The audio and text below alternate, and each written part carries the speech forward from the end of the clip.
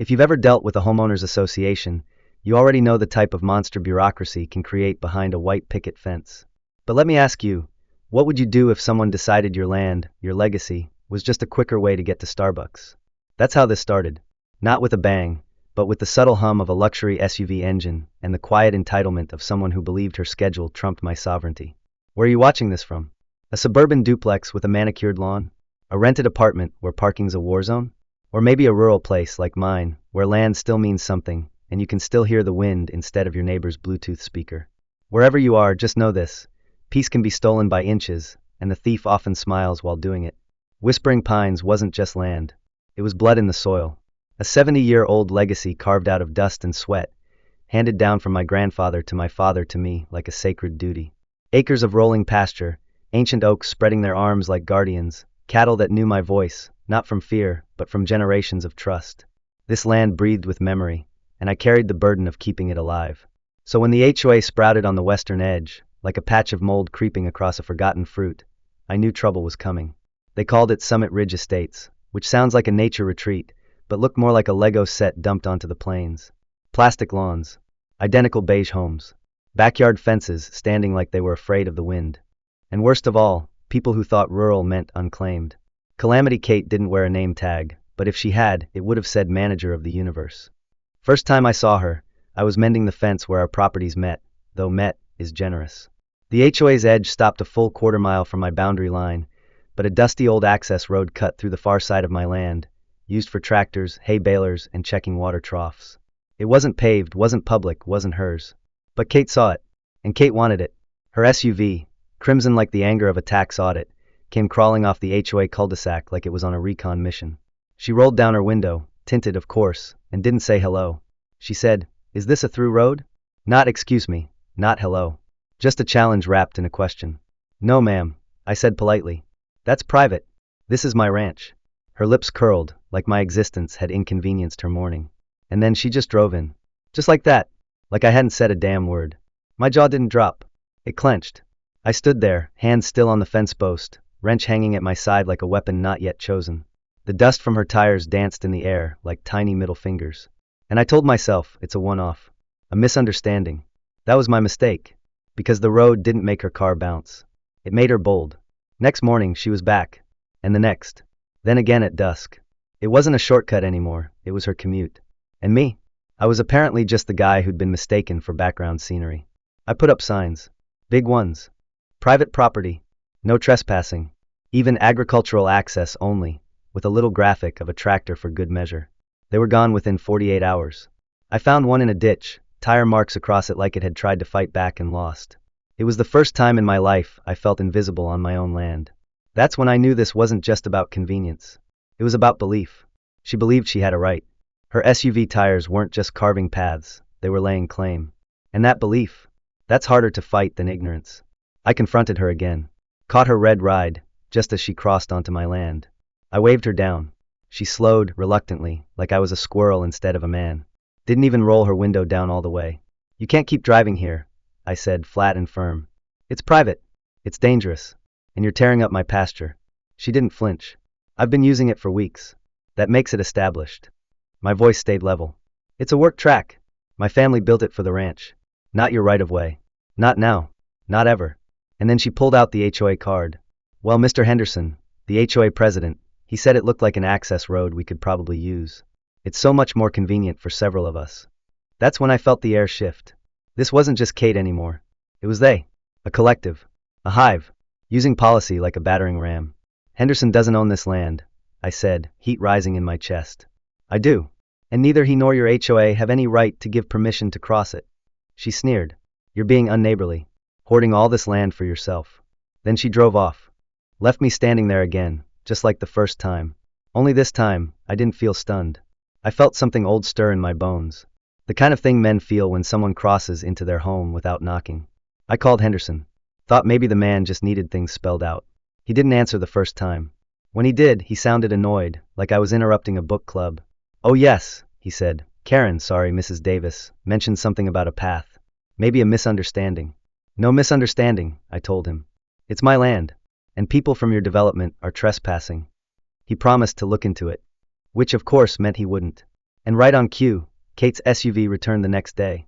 That was the last day I asked nicely. I called the sheriff. A deputy came out, nodded a lot, looked at the land, the signs, the markers, then wandered off to talk to Kate. 10 minutes later, she was back on my track. I watched her through binoculars, smirking, tires chewing up my ground like victory snacks. The deputy called me later. Said it was low priority. Said she claimed implied easement. Said I might have threatened her. That's when I felt the scale tip inside me. The shift from frustrated to focused. From neighbor to defender. I wasn't angry anymore.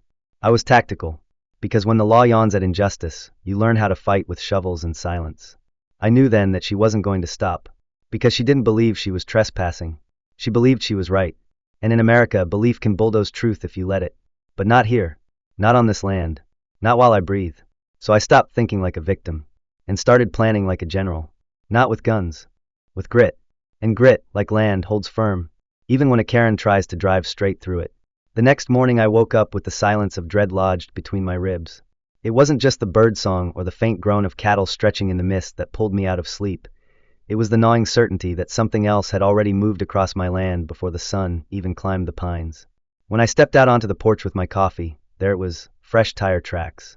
Not just on the access road anymore, but cutting deeper, through a sloped patch of grass I'd seeded for new forage last spring. It was like she'd grown bored of the track and started experimenting with new paths across my property. The ruts weren't clean. They zigzagged like a drunk snake, like she'd tried to find the smoothest line over terrain not meant for her wheels. Something inside me twisted. This wasn't just arrogance anymore. It was escalation. It was dominance. I hadn't said anything since the sheriff came out, and maybe that silence made her think I'd rolled over. That's the thing about silence. It can be mistaken for surrender. But it can also be the moment before thunder. I didn't call her. I didn't march to her door. Instead, I got in my truck and drove to see Jedediah. If Whispering Pines was my sanctuary, Jed's shack was the Oracle's cave. Dusty, full of rusted compass tools and yellowed plat maps, that room smelled of oak and ink and old battles long won. He was already up, polishing the scope on an ancient transit like he was preparing for war. Saw your face in my dreams, he said dryly. And tire tracks. I explained it all, laid it out straight. No drama, just the facts. Kate was still trespassing. She'd expanded her route. The HOA president had all the spine of a jellyfish. And now the sheriff had shrugged his shoulders like law stopped where property lines began. Jed nodded slowly, eyes narrowing beneath his battered ball cap. Time to draw blood, he muttered, not literal of course. But time to make it cost her something. Right now she's playing. Let's change the game. First thing he suggested was resurveying the boundary. Not because it had moved, but to reclaim it visually, psychologically. So we spent the weekend with fluorescent stakes, bright orange tape, and a sledgehammer, walking every inch of my western line like priests rededicating holy ground. Where there were old markers, we reinforced them. Where the terrain dipped, we planted signs at eye level. No more wood, steel posts, bolted signs. If she wanted to pull these out, she'd need tools and witnesses. Jed grinned as we worked. Make it visible, make it real, he said. Even liars hesitate when they have to physically break something first. But something still felt off. A deep itch. A premonition. That night, as the stars cracked open the sky, I drove back out to the edge of my property with a thermos and a chair. I parked in a copse of juniper trees near the access road and waited. Sure enough, around 10:42 p.m., her headlights crept across the tree line like eyes in the dark. She wasn't commuting. This wasn't work. She was cruising. Testing. Maybe even celebrating. She slowed at the new signs, paused, and then casually, deliberately, she rolled forward. She wasn't avoiding the signs. She was challenging them. I watched her rear tires chew the ground as she curved across my terrain, slicing through grass, nudging dangerously close to a water trough I'd had repaired just last season. That was the moment I stopped calling her a trespasser in my head. She was now a saboteur. A saboteur with a luxury vehicle and a neighborhood echo chamber to back her up. So I started keeping a log. Every incursion. Every timestamp. I took photos with a date imprint and filed them into a folder I named Kate's Campaign. I wasn't angry anymore. I was building a case, building a wall, building something that would hold even when her SUV didn't. Next day, I visited county records. I wanted everything: zoning maps, old easements, archived property tax documents. I met a clerk named Mel who used to date a rancher and hated HOAs. That helped. She gave me copies of every survey going back 50 years, proving beyond a doubt that not a single legal easement had ever crossed my property. They'd need your signature, she said. And unless you got drunk and signed something in invisible ink, this lady's blowing smoke. I smiled. I wasn't drunk. I was stone cold sober and now heavily armed with truth. But truth, as I'd learned, was only one kind of weapon. Pain was another. Not physical pain. Inconvenience. Embarrassment. Friction. Jed had a word for it: terrain denial. He used it in Vietnam, laying pungy pits and tripwire flares, but now we were applying it to ranchland. Not with spikes. With strategy. That week, I started working on the soil. Not grading it, sculpting it. I used the backhoe to dig a shallow ditch just along the edge of the path she favored. Not a dangerous one, nothing she could sue me over. But deep enough that if her tire slipped, she'd feel the sudden drop. Then I spread gravel, coarse, unwashed, with sharp sediment that would scream against her tires. I didn't smooth it out. I made it uneven, unpredictable, like a riddle only I knew the answer to. I installed motion-triggered trail cams, one up high in an oak, the other hidden in a birdhouse. I wanted full visual confirmation next time she tested me. And she did. Oh, she did. One afternoon, I saw her SUV at the top of the cul-de-sac, engine idling like a predator's purr. She was with someone this time. Another woman younger, maybe a neighbor. They pointed. They gestured. Then they laughed. The laugh was what did it. The laugh turned my jaw to stone. The SUV rolled forward again, just like I knew it would. But this time something changed. The front tire hit the gravel, and I could tell by the sudden deceleration that the ride wasn't what she expected. It bounced. Jostled. She swerved slightly to avoid the ditch, and ended up clipping one of the new signs. Not enough to knock it down, but enough to scrape paint off her fender. I watched from the brush, heart thudding with quiet satisfaction. She stopped, looked around, got out of the car, bent over, inspected the scrape. Then she turned and shouted something, maybe at her friend, maybe at the trees. My trail cam caught every second. I printed a still frame later. Her finger in the air, rage twisted across her face like a storm cloud in pearls. That image was going in the file. That was the moment she realized this wasn't going to be easy anymore. That someone was watching. That someone cared. And yet, she still came back. Not every day now, but often enough to make it clear she wasn't done. This was the beginning of her losing control. And that's when they're most dangerous, when people like Kate realize the world won't move just because they demand it. One night, I got an anonymous letter in my mailbox. No return address. Just typed words on plain paper. We all use that road. Don't be selfish. Think of the community. That we again. That collective. Like a swarm of entitlement dressed up as civility. But the funny thing was, they didn't realize I was thinking of the community. Of the cattle. The soil. The future. I was the one preserving something real. All they wanted was speed and shortcuts. And Whispering Pines. It didn't do shortcuts. It did storms and roots and dirt under your nails. I leaned back in my chair that night, file in hand, gravel under my boots. The stars blinked overhead, and I thought, this isn't about stopping Kate anymore. It's about stopping what she represents. And to do that, I'd have to raise the stakes. Not with violence. With consequence. Let her learn that trespassing on legacy doesn't come free. Let her learn it the hard, bumpy, inconvenient way. Some wars are fought with rifles. Others, with paper trails and sharpened glances across courtroom benches. But out here at Whispering Pines, my war was about land, its meaning, its memory, and its right to be left the hell alone. Kate had poked the bear. But now the bear had started setting traps. I wasn't interested in revenge. Revenge is messy, loud, and leaves tracks. What I wanted was precedent. I wanted her to walk away with the kind of story you never tell at brunch, the kind that lingers like a stain on an expensive coat. That's why the third phase began not with a bang, but a spreadsheet. I opened a folder on my laptop titled Countermeasures. Each tab was labeled: obstacles, surveillance, legal doctrine, vegetation strategy, water diversion, psychological pressure. I pored over old field maps and soil reports like I was planning a heist. And in a way, I didn't need to break into anything. I just needed to take back what was mine, inconvenience by inconvenience. First came the camouflage. Most people think concealment is about hiding what's there. But on a ranch, it's about making what's there seem natural. I started by sourcing native rock, the ugly kind, jagged shale with unpredictable edges.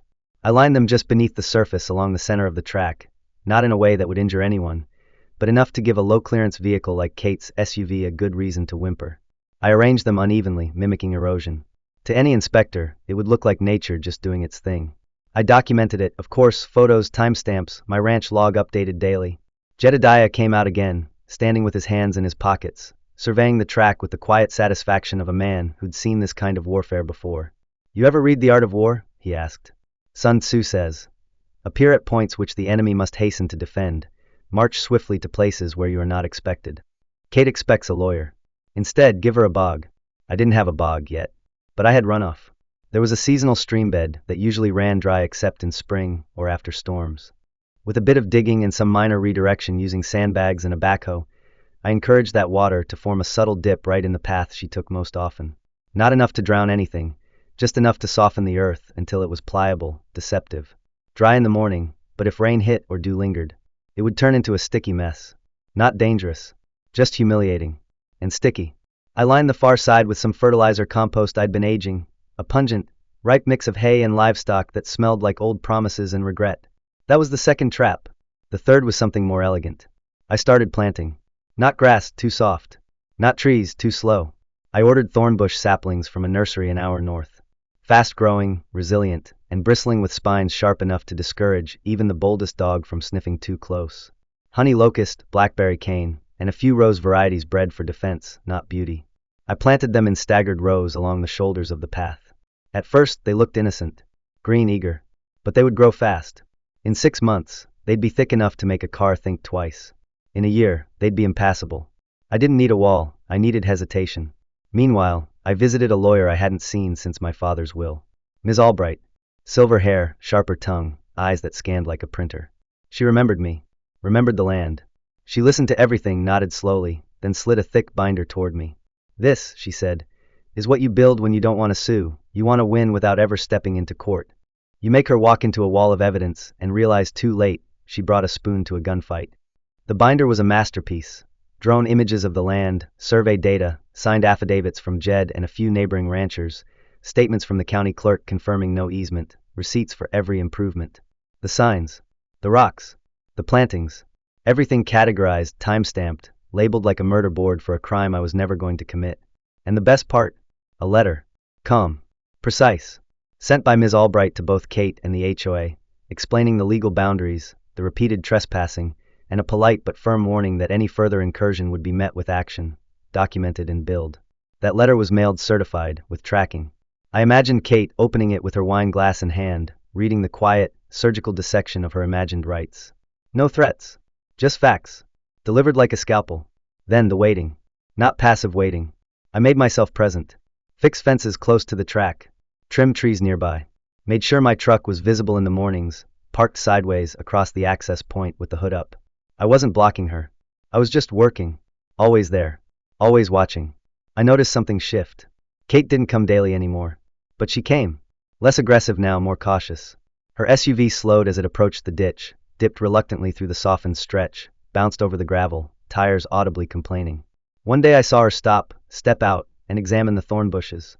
She took photos. That made me smile. I'd already taken better ones. Another day, she drove halfway in, then reversed and left. That was new. I documented it. This was the erosion of her resolve. One encounter at a time. And yet, the real twist came not from her, but from Henderson, the HOA president. I got a knock one afternoon.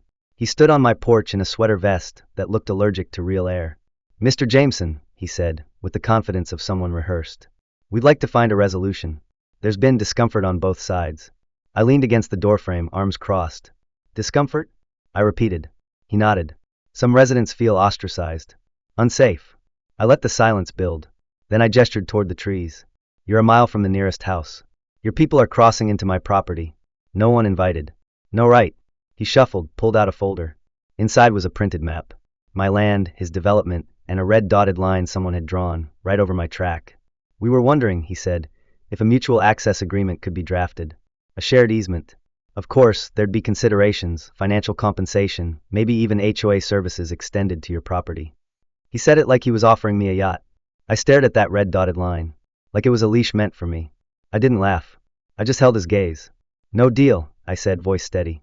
This isn't about money. It's about respect. And yours ends at your curb. He left with the same stiff politeness he arrived with, but I could feel the shift.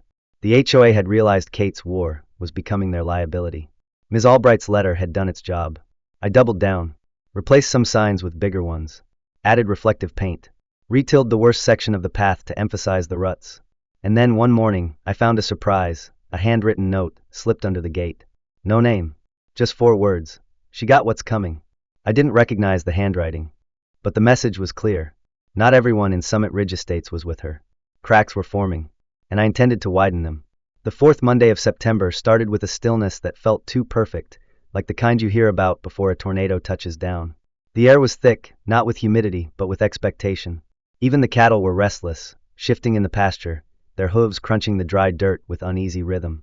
I stood on my porch, sipping coffee that had long gone cold, staring out at the track with the feeling that something was about to give. And I was right. I didn't hear her SUV before I saw it, because she approached from a new angle, around the backside of the HOA, cutting across a neighboring field owned by a man I barely knew named Gil Trafton. She must have convinced him to let her try another way in. But the land she crossed wasn't hers or his to give. She hit the path from a side incline, bouncing over a patch of soil I hadn't reinforced yet, and for a moment it looked like she'd found a crack in the wall I'd spent months building. But then she dropped into the heart of it. Her front wheels hit the new disc-cut grooves I'd carved a few days earlier, deep, uneven, and spaced just enough to throw off her traction.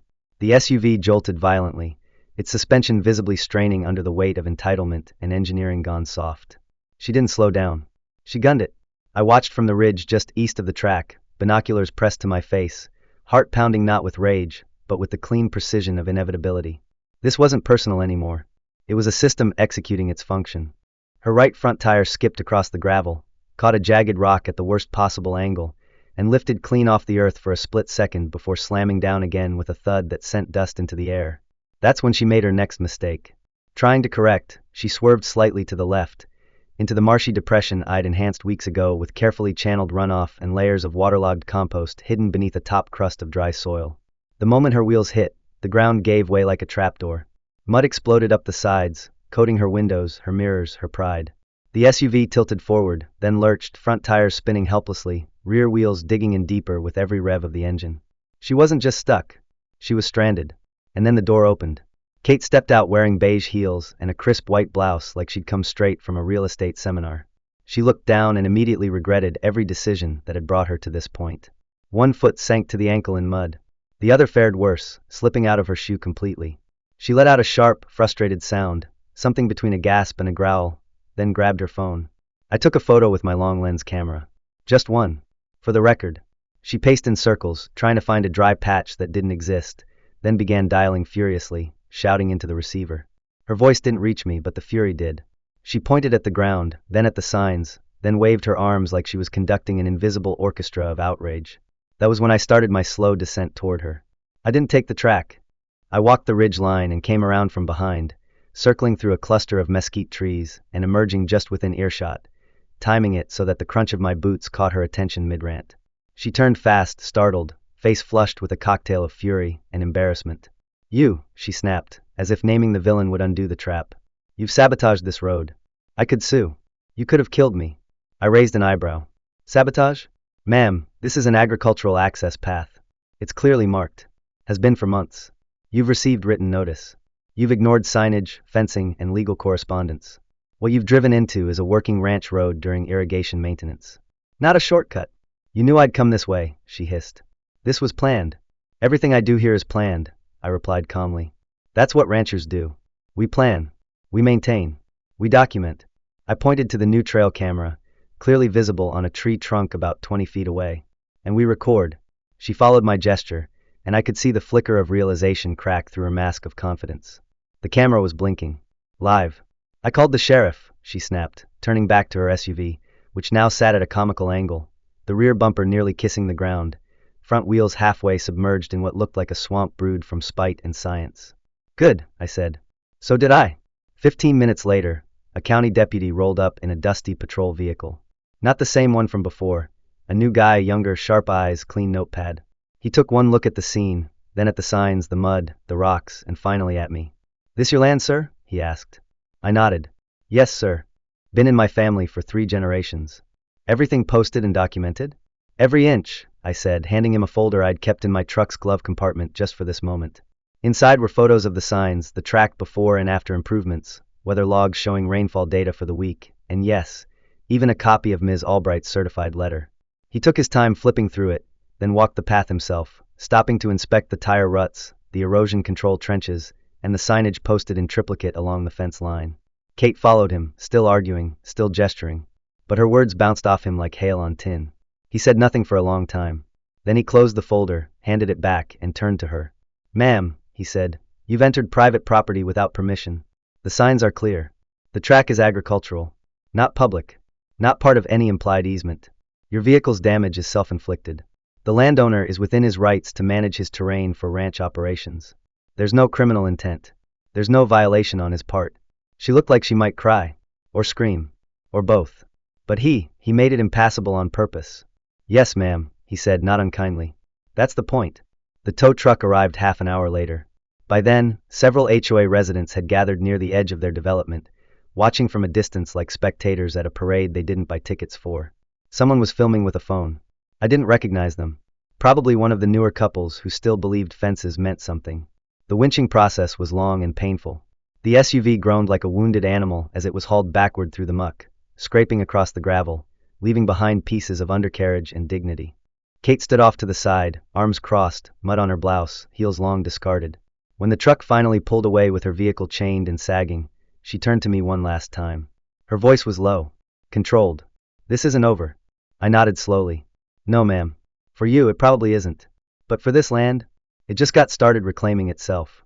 I walked back to my truck without looking back. The ridge line felt taller that day. The grass felt greener. And for the first time in months, the air felt clean. Kate didn't return. Not that day. Not the next. And not the week after. The path slowly healed. My land breathed easier. The traps weren't traps, they were boundaries. Reinforced. Respected. Long overdue. It took exactly 9 days after the tow truck dragged Kate's SUV out of my land for the first real ripple to hit the HOA. It didn't arrive in the form of an apology or a reckoning. It arrived as a folded memo, tucked inside a laminated HOA newsletter, slipped into every resident's mailbox like it was just another announcement about trash pickup. I got a copy too. Someone from inside had slid it under my gate, same handwriting as the last note, clean, sharp, slanted left like someone trying not to feel guilty about telling the truth. The memo was 3 paragraphs. The language was polished. Phrases like unintended confusion, reaffirming boundaries, and liability concerns moving forward. But the heart of it was simple. The track across Whispering Pines was not a shared road, was not to be used, and any further trespassing would be treated as a personal legal risk, not an HOA matter. They hadn't named Kate. But they didn't have to. Everyone knew. Her defeat had echoed louder than her engine ever did. And she wasn't seen much after that. The crimson SUV disappeared from driveways, from school pickups, from HOA meetings. Some said it was in the shop. Others whispered she'd traded it in out of shame. Me? I think she just ran out of reasons to pretend she'd won. Because that's the thing about consequences. They don't arrive all at once. They creep in. They settle like dust. They shape the narrative whether you speak or not.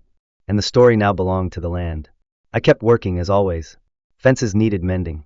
Calves were due soon. One of the pasture wells needed a new pump, and the west lot was ready for seeding. But everything I did now felt different, not because the work had changed, but because the silence had. The air had shed that sharp edge, that sense of being watched or tested. The track, once gouged and bruised by the weight of arrogance, had started to heal. Grass returned in stubborn streaks. The thorn bushes thickened. One morning, a fox trotted down the middle of the path, like it had been waiting for the traffic to die before claiming it back. Nature's version of paperwork. Jed came by again. Brought coffee and 2 homemade cinnamon rolls wrapped in wax paper. We sat under the same oak where I'd hidden my first trail cam, and we didn't talk for 10 minutes. Just watched the sun crawl across the ridge, and listened to the wind move through the locust trees like a choir finally singing in tune. You did it right, Jed said eventually. Most folks would have gone for a lawsuit. Or a fight. Or worse. But you made it hurt in the way that matters. Made it feel earned. I didn't respond right away. Just broke the cinnamon roll in half, and took a bite. Sweet, flaky, spiced with something that reminded me of Christmas. She'll never admit it, I said finally. But she won't come back. Jed nodded. She doesn't have to. She left her story behind. And it don't belong to her no more. That was the truth of it. Because the moment she'd lost control wasn't when the SUV got stuck. It wasn't when the deputy sided with me. It was when the people around her stopped cheering. When the neighbors she thought would rally instead turned away, silent, embarrassed. They'd all watched her climb into that bog and get pulled out in pieces. It wasn't a spectacle, it was a reckoning. And reckonings echo. I started hearing from folks I never expected. A woman named Angela from 2 blocks into the HOA sent me an email, saying she appreciated how I handled things. She admitted she'd once used the path, in the early days, but stopped when she saw what was happening. Said she felt ashamed. Said I'd reminded her what boundaries actually mean. Another neighbor, Tom I think, asked if I ever needed help with fencing or brush clearing. He used to own land in Texas and missed it. I didn't say yes. But I didn't say no either. That was the shift. People seeing land not as an obstacle, but as something real. Something alive. I took photos of the new growth along the track. Posted one to a local community board online with no caption. Just the image. Grass pushing through gravel, thorn bushes blooming in defiant red, a hawk in the sky above. It got reshared a dozen times. Quietly. Without tags or credit. That's how truth moves when it's done right. It doesn't need a signature. Then came the court date. Kate had, despite everything, filed a civil suit. Small claims. Accused me of malicious land alteration. Damage to personal property. Creating a public nuisance. I got the notice on a Thursday and handed it straight to Ms. Albright, who smiled so wide I thought her glasses might fall off. She's walking into her own grave, she said. I almost want to bring popcorn. We didn't counter. We just prepared. Brought the binder. The footage. The letters. The photos. Witness statements. Weather logs. Expert testimony from Jed and another rancher who specialized in land management. On the day of the hearing, Kate wore black and looked like a TV lawyer impersonating herself. Her voice shook. Her hands fluttered. Her arguments crumbled. The judge, a woman with eyes like iron nails, took one look at the trail cam footage, turned to Kate and asked flatly, "Why did you continue to use this road after being formally warned?" Kate stammered. Something about easements. About community access. About precedent. The judge wasn't moved. She dismissed the claim with prejudice and warned Kate not to confuse convenience with entitlement in future litigation. As we left the courthouse, Ms. Albright leaned over and whispered, "Want me to send the HOA a courtesy copy?" I nodded. "Make sure they get it on letterhead." That was the final landmine. Legal. Quiet. Permanent. A month later, the HOA board was reshuffled. Henderson stepped down. No one said why. But the next newsletter had a new tone. Less assertive. More humble. And no more dotted red lines over my ranch. Whispering Pines returned to what it had always been, a place of work, of rhythm, of stories buried in the dirt like old coins. And every now and then, when I drive past the track, I see the faint impression of that SUV's tires, now swallowed by grass and time, and I smile, not because I won, but because I endured. That's what this land teaches you. Endurance over anger. Roots over noise. And when people ask me now if it was worth it, all the effort, all the preparation, all the long hours digging ditches and planting thorns, I tell them yes. Because sometimes, the only way to stop a trespasser isn't a fence. It's a mirror. One they have to walk through, stumble through, get stuck in, until they see themselves as they really are. And walk away. Changed. Maybe not better, but no longer your problem. If you're watching this, and you've got your own calamity, Kate, remember this. Your silence is not surrender. Your boundaries are not invitations. And your land, whatever form it takes, is worth defending, even if the world tells you it's just a shortcut. It's not. It's your story. Write it with barbed wire if you have to. Plant it with thorns. Water it with stubbornness. And watch it grow.